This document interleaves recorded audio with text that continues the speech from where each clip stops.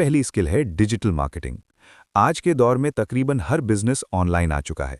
Restaurants, कपड़ों के brands, local shops, सबको ग्राहक चाहिए होते हैं और ग्राहक लाने का सबसे मौसर तरीका है digital marketing.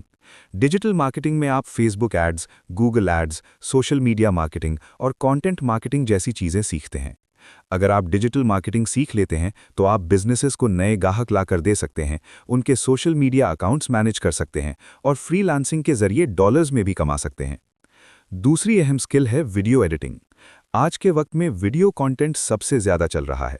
YouTube, TikTok, Instagram और फेसबुक, हर जगह वीडियोस का दौर है और हर क्रिएटर को एक अच्छे वीडियो एडिटर की ज़रूरत होती है। अगर आप वीडियो एडिटिंग सीख लेते हैं तो आप यूट्यूबर्स के लिए वीडियोस एडिट कर सकते हैं, ब्रांड्स के लिए इश्तिहारात बना सकते हैं और शॉर्ट वीडियोस एडिट कर सकते हैं। वीडियो एडिटिंग एक हाई इनकम स्किल है और एक अच्छा वीडियो एडिटर हर महीने बहुत अच्छी आमदनी हासिल कर सकता है।